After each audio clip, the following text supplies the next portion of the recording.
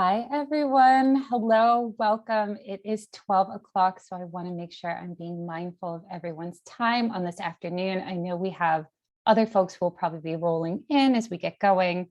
This is being recorded, so you can access this later on YouTube as well if there's any parts you want to go back to. So I am grateful for all of your time. I am Evelyn Moon, Director of Education at Good Grief. And thank you for this opportunity to spend some time with you all today. Your time, your attention. I'm also grateful for a wonderful presenter. Today's session is part of our Good Grief Schools webinar series. So every school year, we bring you content, we bring you experts, and we bring you information just as a way to extend the work that we do outside of our centers and into the virtual space so we can reach people wherever they are. And anyone who attends today's live session will receive a certificate of attendance by mail. Before I move on, why don't we get the chat moving a little bit? Why don't you put where you're from? If you are from a state that isn't New Jersey, if you're from a school, another org, another company, I'd love to see who's in the room. I enjoy a good pop and chat. So anyone wants to hop in there and just let us know where you're from and see where everybody is at. Hey, Montclair Cooperative School, hello. Hello, Florida, Massachusetts. Oh, it's moving, it's moving. West Windsor, Plainsboro. Washington Township, hi. Yes, we have a big crew from Montclair Cooperative School. Really happy to see you all here. Virginia. Awesome, yes, keep that going. Just because I've changed the slide doesn't mean that you have to stop interacting with one another. And just remember, if you want everyone to see what you're writing in the chat, make sure you select everyone. If you just send it to hosts and panelists, then it's a secret and no one else can see what you've written except for myself and our presenter today. So hi, everyone. For those of you that are maybe new to Good Grief, we are a nonprofit organization. We've been around here in New Jersey since 2004, and our mission is to build resilience in children, strengthen families, and empower communities to grow from loss and adversity. And for most of our history, we've been providing free and completely unlimited peer support programming to grieving children and families. We start as young as age 3, and we go all the way up through young adulthood. But we do a lot more than just that. You know, our family support services, our Nights of Support, like I said, is our free and unlimited peer support programming. We do that in Morristown, and we do that in our Princeton centers. We have Good Grief Schools. It's part of our effort to bring our support outside of the walls of our centers by empowering school staff with knowledge, tools, resources, and curriculum.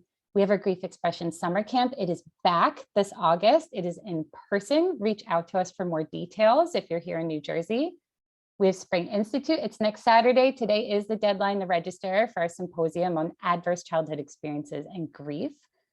Professional development. We also offer professional development to corporations, hospitals, healthcare, other nonprofits.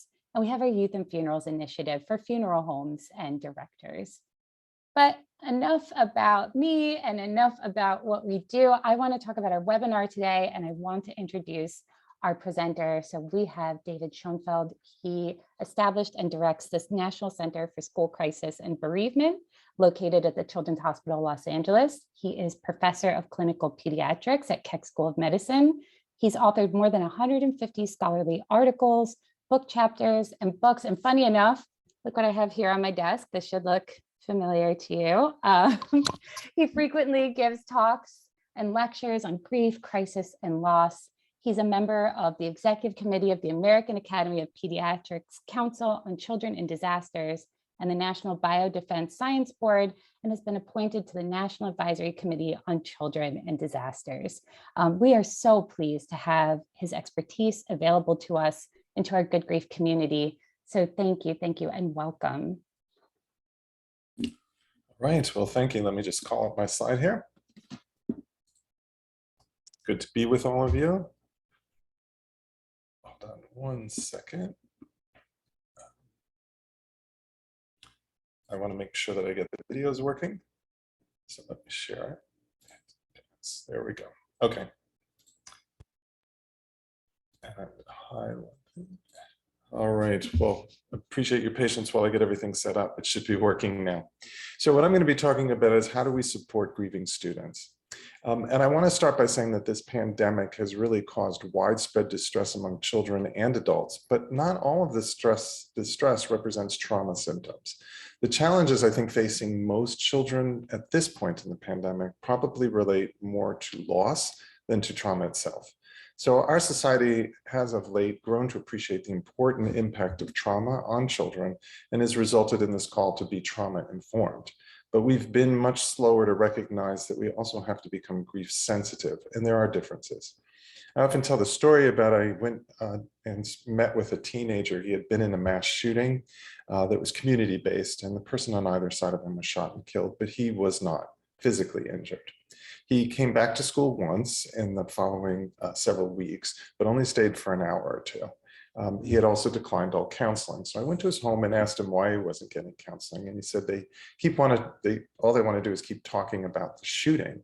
And he said, I'm not nervous anymore. He had some trauma symptoms that lasted about a week, I think trouble sleeping, some jitteriness, difficulty concentrating. And he said, but those had all gone away. And I said, well, then why aren't you in school? And he said, it doesn't feel right being there without her. He was on a date with his girlfriend that he planned on marrying, and she was on one side of him and was killed. And he said, being in school without her doesn't seem right. So I looked at him and I said, well, maybe you're grieving the death of your girlfriend. And he looked surprised because for some reason, no one had suggested that to him. And he just said, that's it. And if someone's willing to talk with me now about that, I'll go for counseling today. I just don't want to keep talking about the shooter. But I think people became so focused on the obvious trauma that he did have that they failed to, if they just neglected to talk about his grief. And the interventions and supports that we offer to children who are grieving are really quite different from trauma treatment itself. When you're addressing trauma at a very basic level, you're trying to help someone adapt to something that happened. But when you're trying to support someone that's grieving, you're trying to help them deal with the absence of something, someone that they care about, that is going to be gone forever, rather than the way that the person died. And so there are different types of supports and interventions. I was on the Sandy Hook Advisory Commission, and one of the parents reported to the group that when she opened the yearbook at the end of the year, she found out that the picture of her child who had been killed at Sandy Hook had been removed, as had the photographs of all the children and staff who died that day. And she just looked at us and she said, why would anybody do that? It's like they never existed. And I can't speak precisely for that yearbook committee, but I've talked to other schools that have made similar decisions. And what they tell me is they don't want to have trauma triggers. But when we're grieving, we do get grief triggers when we see pictures of those that we cared about who died, but it's even worse to have forgotten them. So in grief, we have different types of interventions related to, helping support memories and keeping connected with the person that died. And that's different than what we do with trauma. So I want to just set that context that right now in the pandemic, people keep talking about all the trauma of the pandemic. And I do want to say a lot of it is actually grief and loss. And I'll get back to that later. Before I do that, I do want to point out that even outside of the context of the pandemic, bereavement is very common in the lives of children. About 5% of children experience the death of a parent, and about 90% the death of a close family member or friend at some point during childhood. And these were the statistics before the pandemic. Most children do adjust to even a major loss in their life, but bereavement does have a significant and often long-term impact on learning, social and emotional development, behavior, and adjustment. So I'm going to start by talking about how do we support grieving students in general, outside the context of a particular crisis. And then at the end, I'm going to talk about the unique challenges of supporting grieving students during this pandemic and offer some free resources for addressing these unique challenges. So I wanted to start by just pointing out that schools can provide a supportive environment to grieving students, and it doesn't require that classroom educators provide bereavement counseling, but rather that they provide an empathic presence and support. So I'm going to show you a brief video clip. It's about 90 seconds long. I have two of these clips during the presentation. And this one is just going to express how a teacher supported a student who returned to school after the death of his mother. 2 years ago, I had a student come back from a funeral. And the kids told me that his mother was in the hospital and that's why he hasn't been at school. I said, oh, okay. So then when he came back, I said, Jonathan, he said, my mom passed. I had no idea. No one warned me. And I said, Jonathan. And I hugged him, and then I looked at him, and I was gonna lose it because my heart, your mother, you know. And he looked at me and he goes, Jackie, please don't. And I said, okay. So he didn't want to talk about it. And the only thing I let him know is, when you're ready, I'm here. We're all here for you. And my door is always open. And, you know, maybe 3 weeks later, he came to me and said, thank you. And I look up from my desk, what are you thanking me for? He said, I just want you to know, thank you. And I said, you know, Jonathan, you're welcome. And I don't know what I did. He goes, you were here and I didn't have to talk about it. So I realized then, you know, I wish I realized that sooner. Sometimes you don't want to talk about it. You want to be somewhere where you can forget that you're grieving.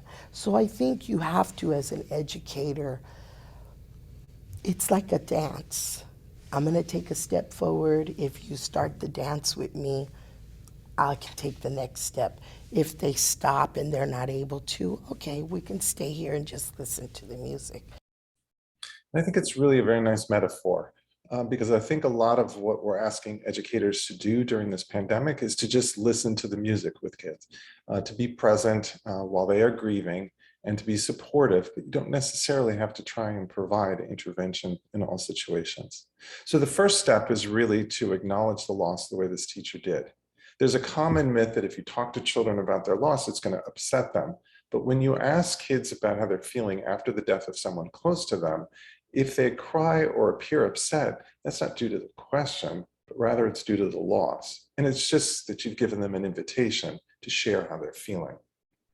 Now, many kids who are grieving may not appear to be grieving, and many children and families may not even notify the school when the child experiences a death. And there are multiple reasons for that. One is that adults may unintentionally communicate to children that death is just something that you don't talk about openly. If you can imagine that a young child has experienced the death of one parent, and the other parent sits down and notifies them, sometimes what will happen is the child will ask a question and say something like, I know that mommy has died. Does that mean she's not going to be home for my birthday next week? And then what usually happens at that point is dad starts crying. Now, children are very egocentric, and so they may actually conclude that they caused distress in their dad by asking an inappropriate question. And they may just say to themselves, I did something naughty, I upset dad, I'm not going to do that again. And then they just won't ask about mom anymore.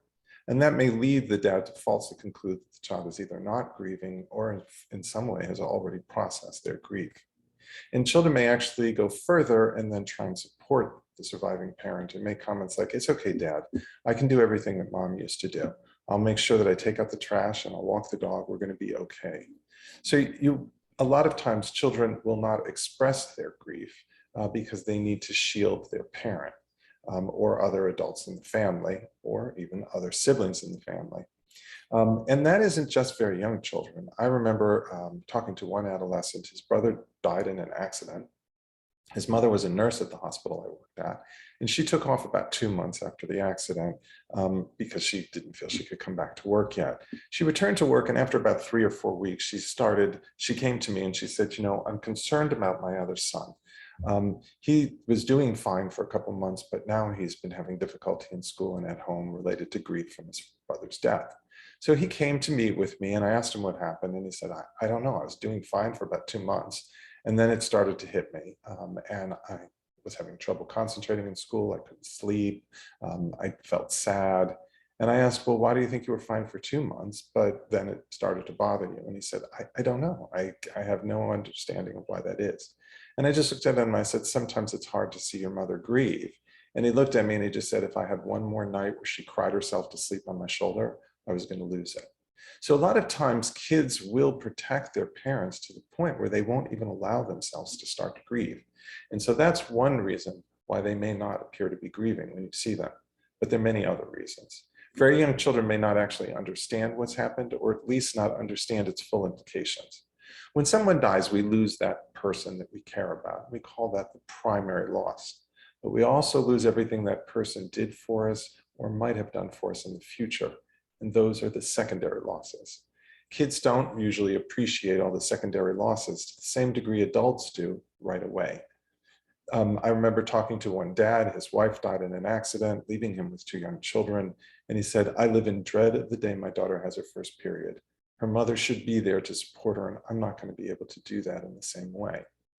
Well, the girl was about 5 years old, so I assure you that she was not worried about that at that point. I'm sure that when she gets to that point in her life, she will probably acutely miss her mother again and realize even more what the loss of her mother means at that point. But she doesn't feel it yet. So children tend to grow into their grief, so they may not understand its full implications and therefore may not appear to grieve in the same way. But they may also understand what's happened and its implications, but then just be so overwhelmed by their feelings, they don't want to talk about it in school.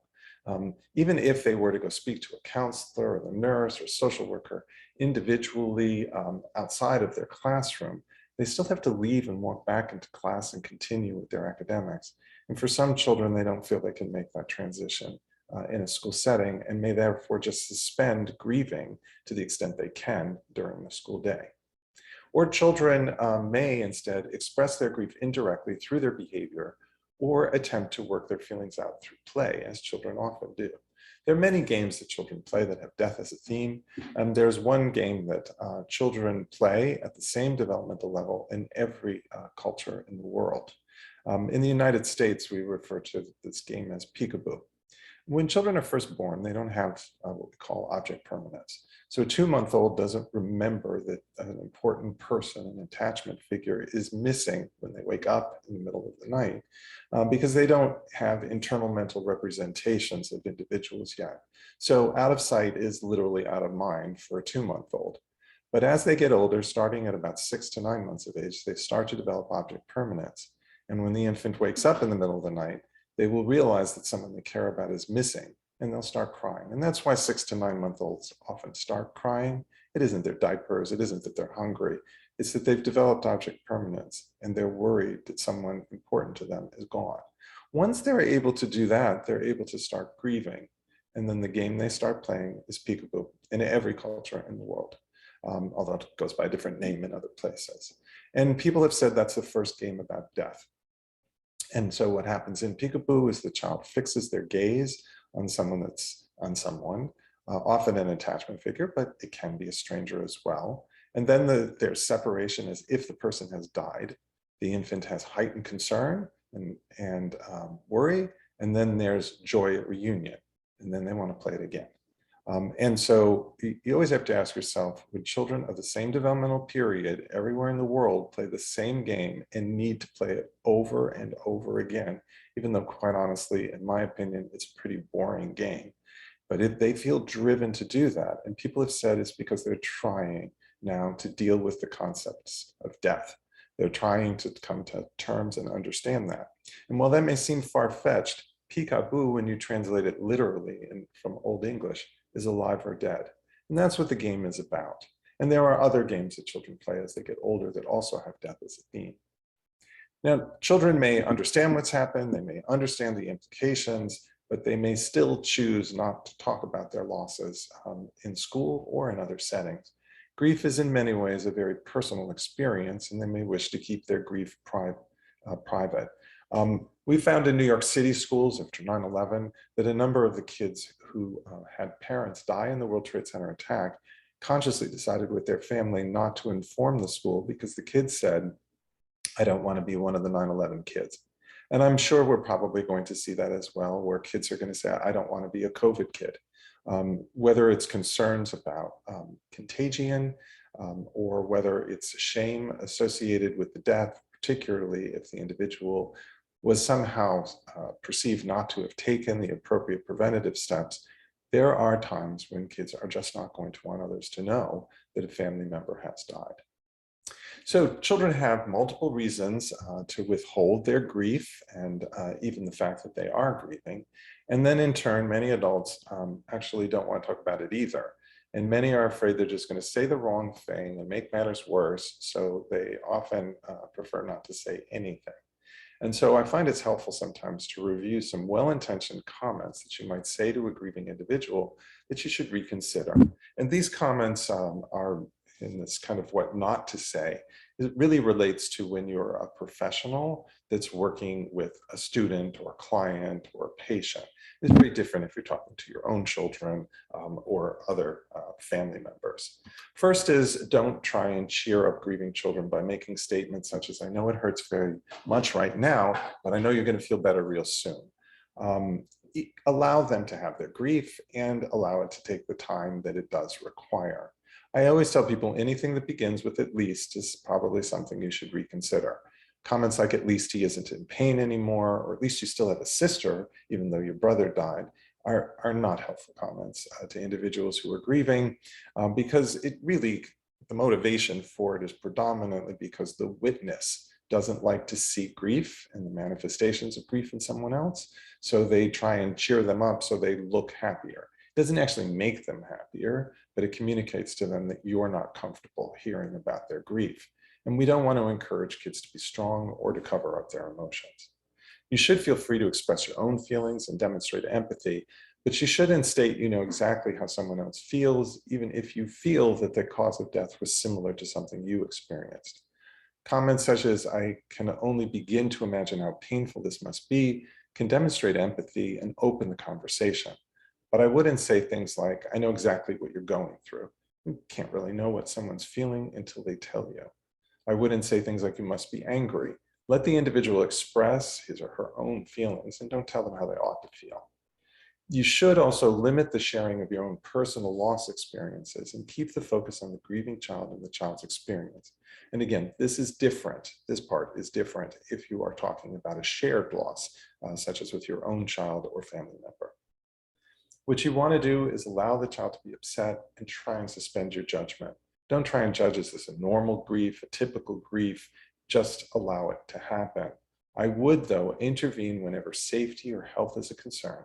If they make suicidal or homicidal comments or thinking of hurting themselves, or they're engaging in risky behavior that's quite dangerous, like they've been drinking, a teenager, and they are going to get in a car, you need to intervene in those situations and protect the child's well-being, the well-being of others. But if they're not hurting anyone and they've just found out about a death, it's often just most appropriate to just allow them to grieve in the way that they grieve without trying to judge it.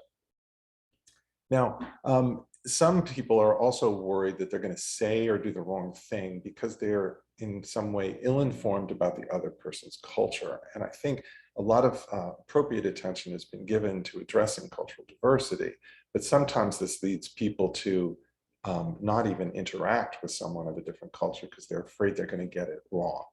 There are differences in cultural practices, particularly around mourning rituals, but the fundamental experience of grief is actually universal.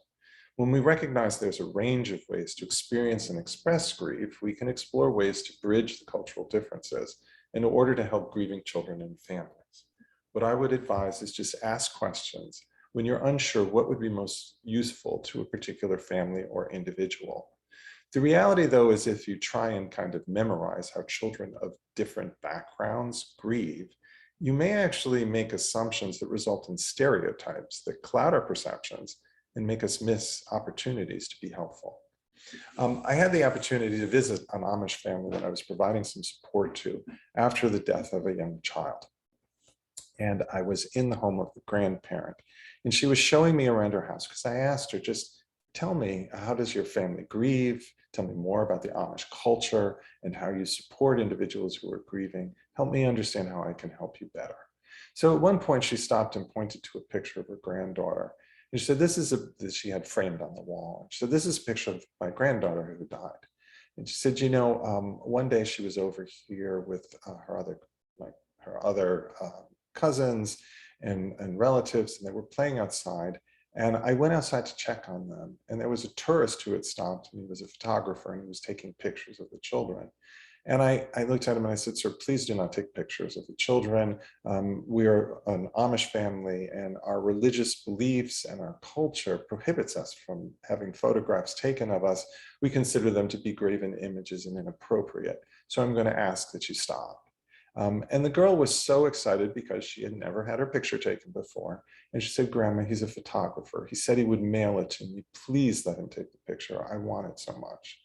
And the grandmother looked at me and she said, you know, I was just so embarrassed and uncomfortable that I just didn't say anything and I let it happen. And then she pointed to the picture and she said, what a gift from God. Otherwise, I wouldn't have this to remember my grandchild. Now, I knew the Amish practices in this area, and I know that they generally do not use photographs as what we call transitional objects after someone has died because of the prohibitions of their religion and their culture. But if I had conveyed that assumption to the grandmother, I don't think she would have been able to tell me that that's exactly what she was doing. So what I tell people is just approach the family with an open mind and an open heart. Help them identify and communicate to you what's important to them about their cultural practices. And then when necessary, work with them to find solutions and compromises when realities require modifications. For example, during the pandemic, particularly early on, it wasn't safe to have family members clean or prepare a body for funeral, even if that was their cultural practice. People couldn't hold large funeral ceremonies, sit Shiva, or even visit grieving families to bring over food. But what we did see was the use of virtual services, even virtual Shiva.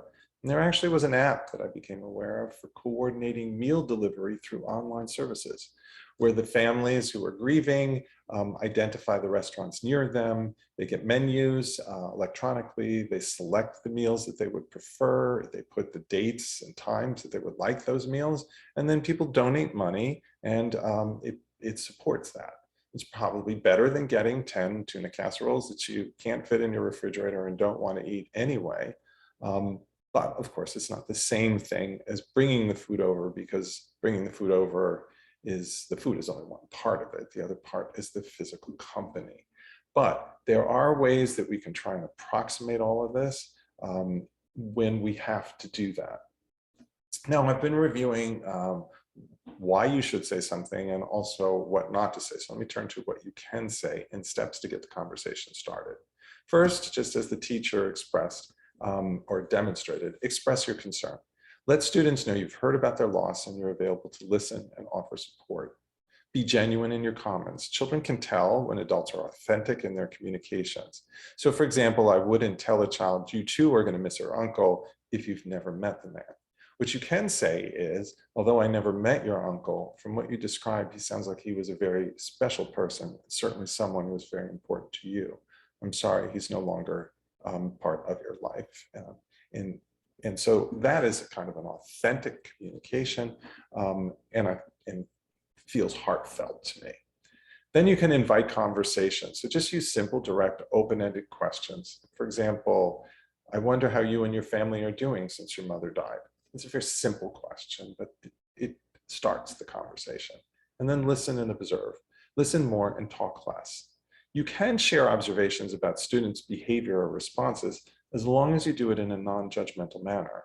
So for example, you wouldn't say to a student, you know, since your mother died, you're not participating enough in class. Or even worse, it might end up with you dropping your participation grade. Which you can say is, I've noticed since you've returned to school after your mother's death that you're much quieter in class. Is there anything I can do to help you feel more comfortable sharing your thoughts in the classroom? So you want to make sure that you can share observations if you feel you want the child to change in some way, but as long as it's perceived that it's non-judgmental and you're there just offering support and assistance. As I already mentioned, you want to limit your personal sharing. You certainly can draw on your personal experiences for insight, but you really shouldn't share them with kids. Keep the focus on the student and the student's loss. You can offer practical advice. For example, you can discuss ways to respond to questions from peers or adults about the death. Sometimes children are anxious about coming back to school because they don't know how they're going to handle questions and comments from other children. So you can talk with them about how to handle them and what they might say. Educators can also talk with peers and help them learn how to become more comfortable supporting a grieving friend or colleague. Most children want to help their friends, but they often have limited experience supporting a child who's grieving. So they may, by mistake, make insensitive comments or ask repetitive, detailed, or intrusive questions about the death. In some cases, they even tease the grieving peer. In one study of children who were 6 to 15 years of age who experienced the death of a parent, 20% reported that they had experienced direct, raw taunting about their loss. Peers may also, though, just distance themselves from the grieving child in order to cope with their own anxieties or discomfort, just like adults do. So educators can help students develop the skills to support a peer who's grieving by correcting misinformation and misunderstandings and helping students understand how to be supportive of their peer. For example, you could go over what to say and what not to say. Talk about how you might help a child with missed classwork. You can go over practical suggestions for them so they know how to be of help. And I will show you once you do that, many of them will be quite supportive of their peers. And even in the absence, they try to be supportive. Getting back to the ways of initiating a conversation, you can also offer reassurance. You don't want to minimize their concerns, but you can let students know that generally over time, they should become better able to cope with their distress. And most importantly, that you'll be there over that time to help them. You also want to maintain contact. At first, kids may not accept your invitation to talk or your offers of support, but their questions are likely to evolve over time. So remain available, concerned, and connected so that when they are ready to talk with you, they will. Now, when supporting grieving students, it's also helpful to think of some key issues. So one is to identify and address children's guilt. Young children tend to be very egocentric, and they assume that they control external events through their actions and their thoughts. They also have a limited understanding of the true cause of death. So in order to make some sense of the death of someone close to them, they may come up with explanations that rely on what we call magical thinking and assume there was something they did, didn't do, or should have done that would have in some way prevented the death of someone close to them. And this leads to guilt after a death. Even older children and adults, for that matter, often feel guilty when there's no logical, objective reason for them to feel responsible for the death that occurred. People may assume this responsibility not at an unconscious level, because it helps them believe that by taking different actions than they had taken before, they somehow could prevent the future deaths of others about whom they care deeply about. And that helps them deal with some of the initial anxiety that this could happen to someone else. And it makes them feel more in control. So it has an adaptive function. And so that's part of the reason why it happens so commonly. Children who experience the death of a family member during the pandemic, for example, may question how they may have inadvertently exposed a family member to the virus, how they should have picked up on symptoms before the illness became more serious, or how they could have even gotten better medical help once the individual became ill. And they may assume some responsibility because the alternative is to recognize it could happen to anyone else you care about, and there's probably nothing you could do to prevent it. And that's even more intolerable. Now, the problem is that this guilt, while it may seem to help with some anxiety initially, it's an illusion of control. And as a result, it doesn't actually prevent anyone else from dying. And it leaves the child with guilt, which impairs adjustment and makes it hard to cope. Now, the guilt continues to be extremely common with adolescents and adults, as I mentioned. And for these reasons, I generally reassure both children and adults that their lack of responsibility for a death, even when it doesn't appear there's any logical reason why they should feel guilty, but they often do.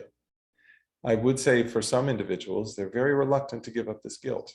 And for guilt that persists, sometimes the best approach is not to try and convince them that they shouldn't feel guilty. So if they feel guilty, they do feel guilty. But what you can do is ask them what it will take for them to become ready to forgive themselves. And in counseling, that's often what I try and focus on, is when they can reach the point when they will forgive themselves for something they never intended to do.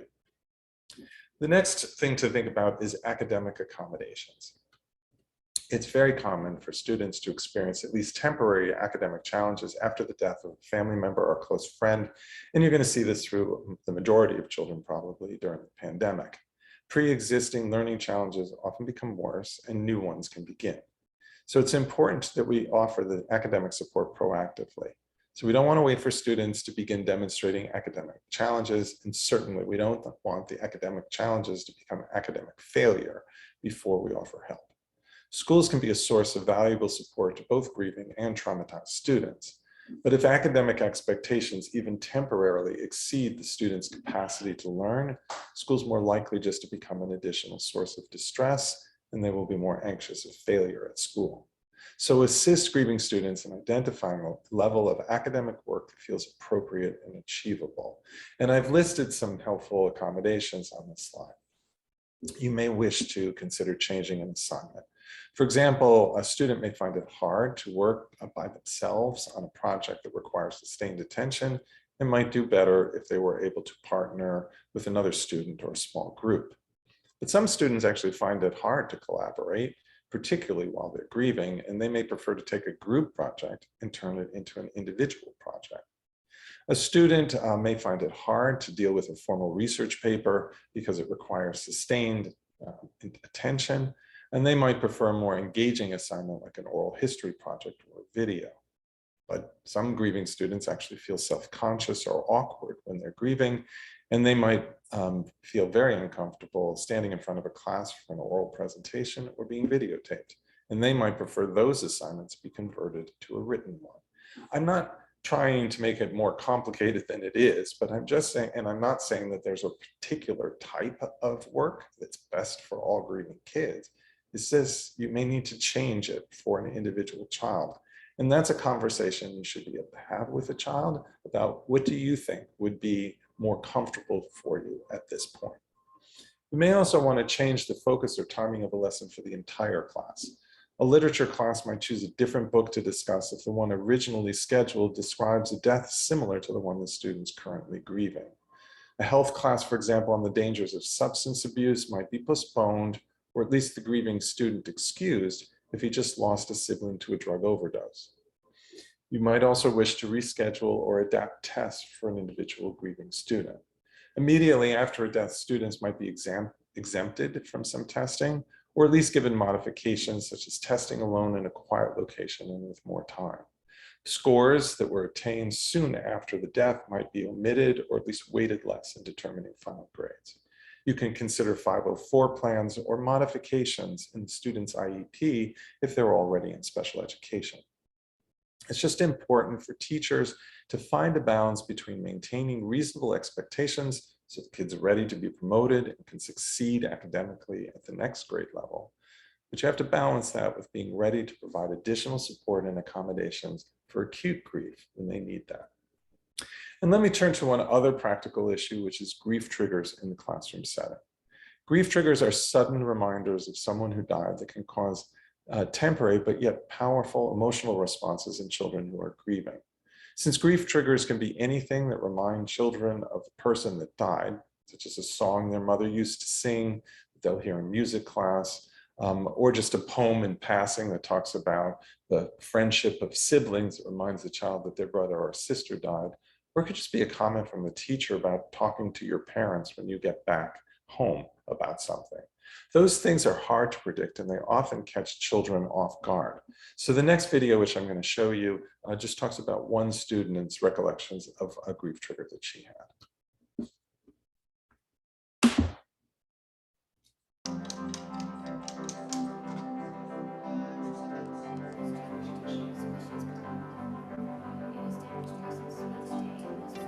Right now, my biology class is studying blood vessels, and my dad died of an aneurysm.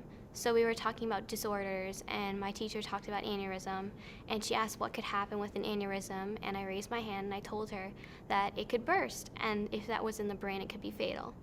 So we talked about that, and it's not my biology teacher's fault. It's a unit. I understand that completely. But it's a reminder of how ironic things can be sometimes. Someone can say something that's not relevant to them, but it can have a really big effect on you.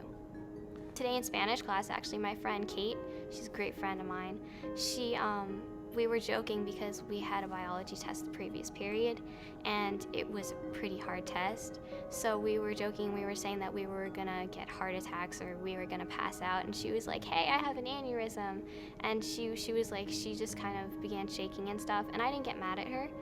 because she didn't understand, and I hadn't told her because I just met her this year. On a Father's Day in 3rd grade,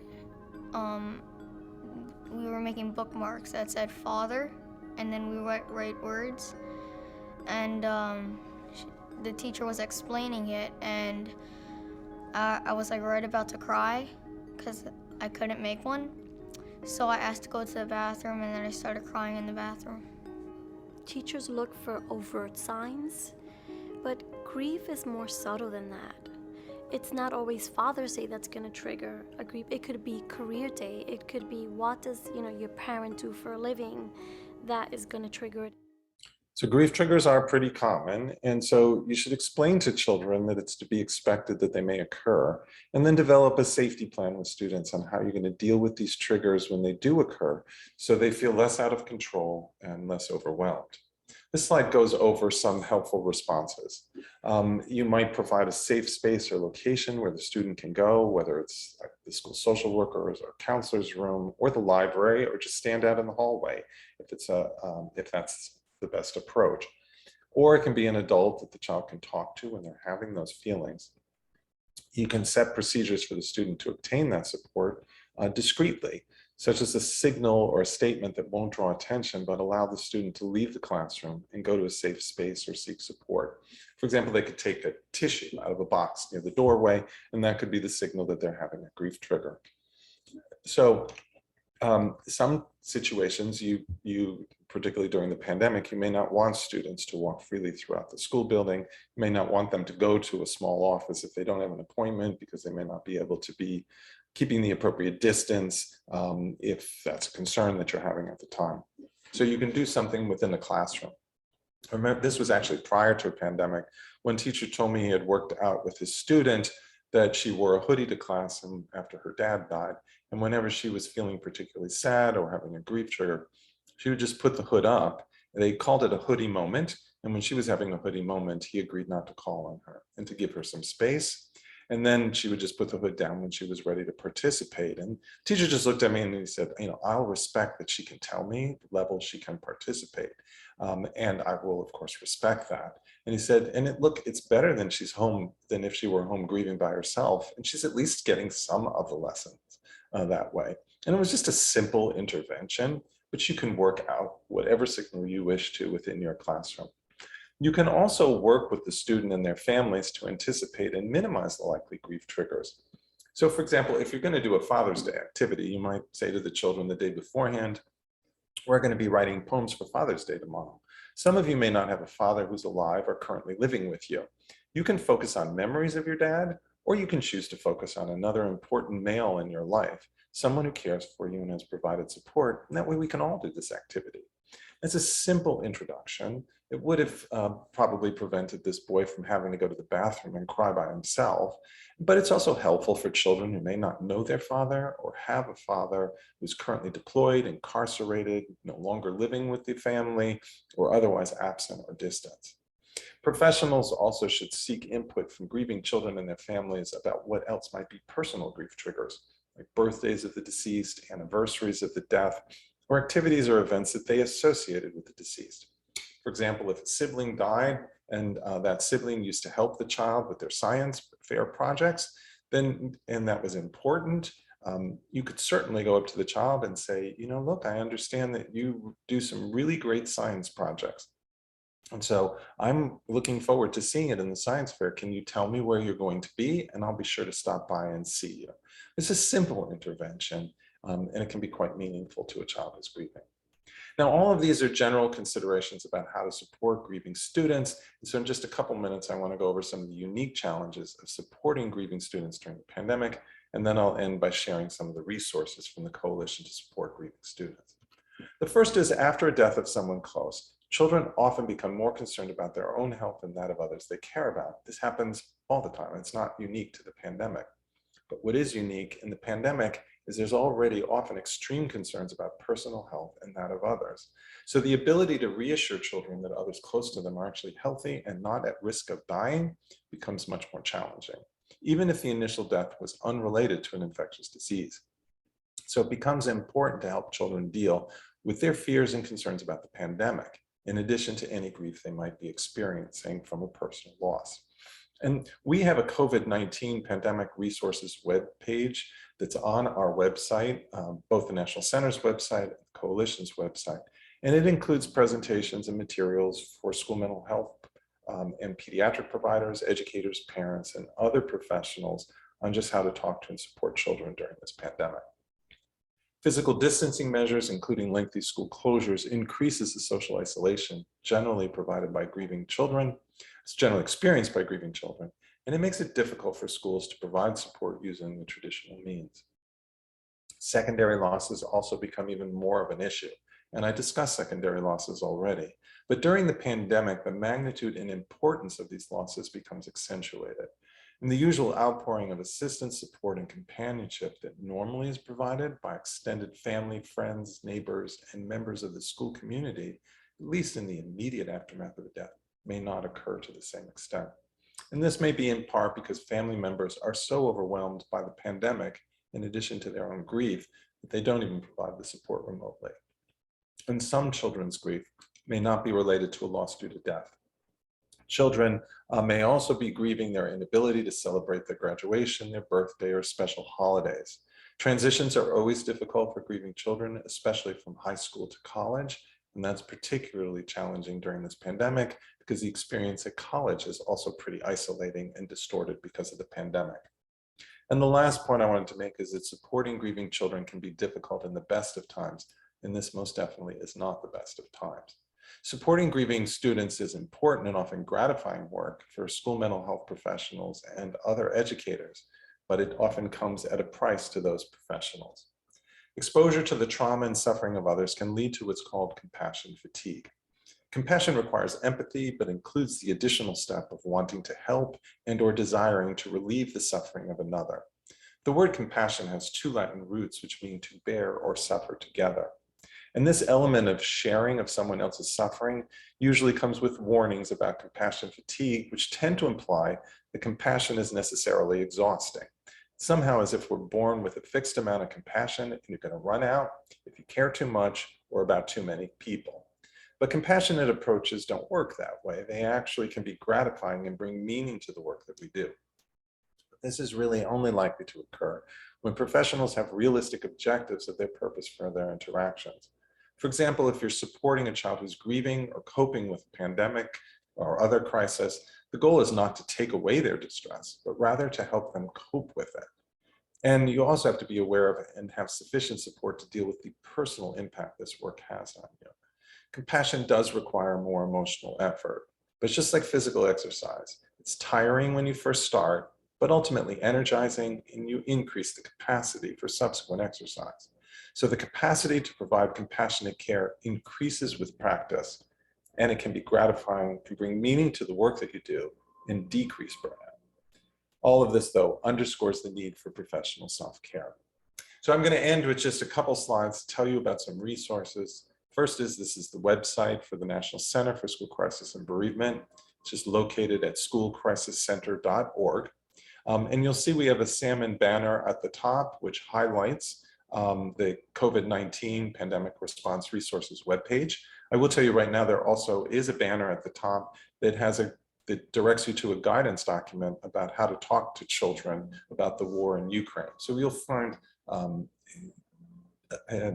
items that relate to current events are highlighted in the banner on the website. And the last thing I'm going to tell you about is a coalition to support grieving students. This is a unique collaboration of the leading professional organizations representing school administrators, that would be the AFSA, the School Superintendents Association, and the National Association for Elementary and Secondary School Principals. Also classroom educators, the two teachers unions, the AFT and the NEA. And then ASCA for school counselors, NASN for school nurses, NASP for school psychologists, and the School Social Workers Association of America. Those groups came together as founding members along with the New York Life Foundation and the National Center for School Crisis and Bereavement to create the coalition and to develop free materials for educators.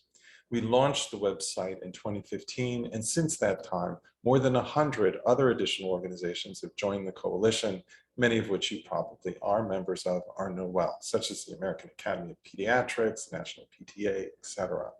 The coalition created grievingstudents.org, a free school practitioner-oriented website that houses over 20 video training modules, most of them quite brief, about 10 to 15 minutes in length. The modules are grouped into 6 sections, each containing 2 to 4 individual video modules, and you'll see some of the topics up here. Each one of the modules is accompanied by a PDF print summary of the unit so that you can print them out and share them with others. In addition to these video modules and their associated print materials, there are additional modules on other topics like how to deal with a line of duty death in the police or military, guidance documents such as practical step-by-step guidance on what to do when there's been a death of a student or staff member in the school from any cause, a separate one just on suicide. We have teacher training materials, family and school staff booklets, articles, and online resources, all of which are free of charge. And I will point out this one in particular, After a Loved One Dies, which is a parent booklet, but also appropriate for educators. You can order them for free in English or Spanish. Even the shipping and handling is free because of the support from the New York Life Foundation. And you can download them as PDFs in multiple languages and send them out when there's been a death in the school. And the last slide is just the contact information for the National Center for School Crisis and Bereavement if you wish further information or wish to follow up. So with that, I'm going to open it up and see if there are any questions. I left a little time at the end, and so I will turn that back to you, Evelyn. Thank you. Yes, I'm looking at the chat. Someone asked, can you go back to the first page of the video mod? I'm not sure what that means. I'm so sorry, Adele. So the first page of the video,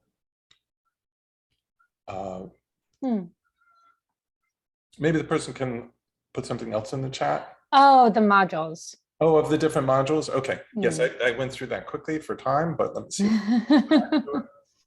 So there's a section on conversation and support. So it talks about how do you talk to children, starting the conversation.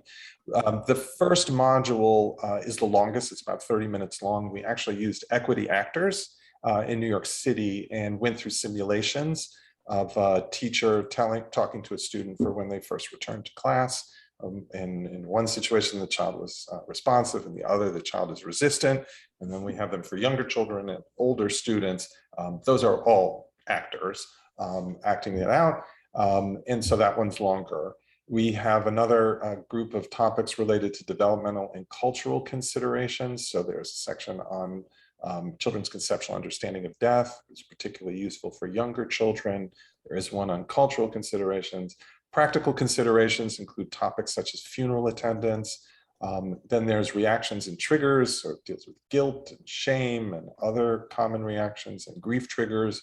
There's a section on professional preparation and self-care for educators, and then a section on crisis and other special circumstances. So that includes one on suicide. There is a module on death and a school crisis event.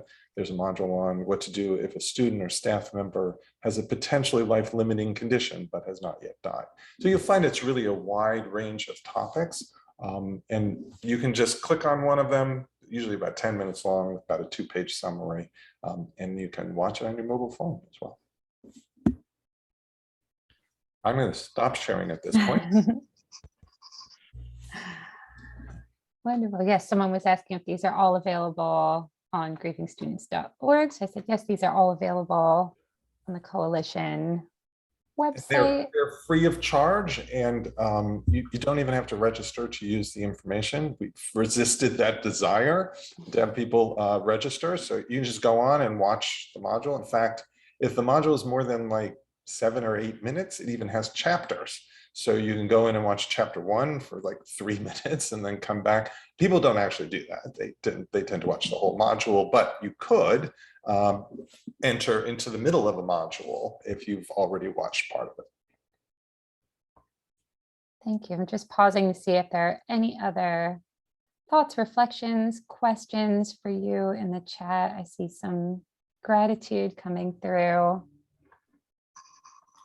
So please keep utilizing the chat, but before you all start hopping. Okay, off. so I Oh see yeah, someone there's asking one. Yeah. about what you do if a child is struggling to attend school. So first off, I think you reach out to them, acknowledge that, tell them that you understand that, and ask them why. What is the concern? Are they embarrassed? Are they unsure what to say to come back to class? Can you as an educator talk to the class and let them know that what's happened?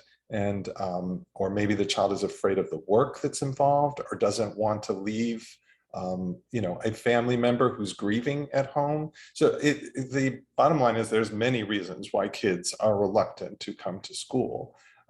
They often are reluctant after almost every crisis event to separate, but it is also helpful for children to come to school because if they just stay home, then they get further behind and it becomes harder to ever return. So at the very least, if we actually think that it's problems with separation, if they're having separation anxiety or school avoidance, then what you can do is have the child just come for lunch or just attend for an hour with the mother or father in the nurse's office or something. You just slowly make the transition back to the level that the child can tolerate with the expectation they will return. I remember talking to one child. I actually had seen the mother when the husband was quite ill. He had Lou Gehrig's disease, and so he was deteriorating, and that's why I met the mother to talk about how to help her young child, who was only like about 3 at the time. She later brought the kid back when she was something like 7 or 8 years of age, and the complaint, if you can imagine this, was, I don't know what to say when people ask me what my father does for a living.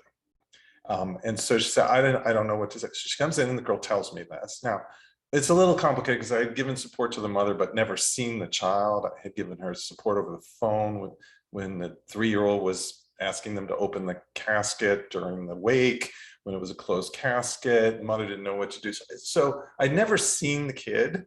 So I think the mother really wanted me to just lay eyes on the child and make sure she had done a good job, but she had done a good job. So that was the only question.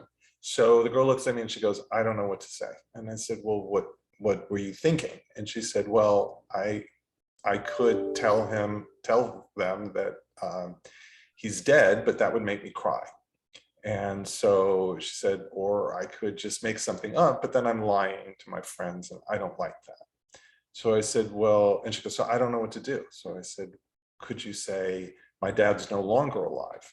And she looks at me and she goes, oh, that I could do. And I just looked at her and I go, okay. And then she turns to her mother and she goes, he's incredible. Like, I haven't figured that out. And she goes, yes, that's why I brought you here. So then I looked at them and I said, okay, what else did you want to go over? And this was an hour appointment. This was now 5 minutes into it. And she just goes, no, that's it. And the mother goes, no, nothing else. When's our next appointment? And I go, why would we have a next appointment? Like, so there was this background. That's why the mother came, but that intervention could have easily been done. I would imagine from almost anyone could have done that. And that's all she really wanted. Like, I just don't know how to deal with it. Oh, yeah, I could do that. So sometimes it's very easy interventions and simple things. Sometimes it is not. And I think if you find as a classroom educator that you've identified the child's not returning because the mother is depressed and the child's worried, or because the child's afraid that if they leave the mother, she might die, just like dad died, then obviously you're going to involve someone else, such as a school mental health provider, or definitely a children's bereavement program, so that they can get the support that they need and the family can get the support. So that's why you go to places like Good Grief, or you refer, I should say, families to that, and then they will help the child in coping with the grief as well as the other family members, and allow the child to return to school. But you still want to try and facilitate that process in the interim. So I know we're out of time. I don't know if there was anything else you wanted me to address. I know you have a survey that you put in there. I did. I put the survey in there, and I just wanted to make everyone aware of a few of our resources that we do have available. So yes, you can refer your grieving children and your families to our centers in Morristown and in Princeton, where they can receive free and unlimited peer support. If you have Any questions? I am Evelyn with 2 N's at good-grief.org. All of our webinars go onto our YouTube channel. As I said, next Saturday, oops, too far, we have an in-person event about adverse childhood experiences and grief at the Pingree School. It is full day. It is open to anyone who is interested, so you could go on our events page to learn more. And we have a few upcoming webinars, so if you like this, please spread the word. Next month, we will be looking at squashing ants, automatic negative thoughts. I will be one of the presenters along with my colleague, Alyssa. In May, we have sudden loss with Dr. Kelly Moore. And in June, this actually relates to some of this presentation. We have Mandy Zucker talking about young adult grief. So again, that transition from high school to college with our grieving young people. So much thanks to Dr. Schonfeld. He did have to hop off because he is dealing with another school crisis event, but we are very grateful for his time, for all of his resources, for his presence today. So thank you, everyone. Those of you that have attended live, you will receive a certificate by email. Please fill out the survey. We want to know what other ideas you might have for future webinars, because we really want to bring some value to our community. And I hope you all have a wonderful day. So thank you, everyone.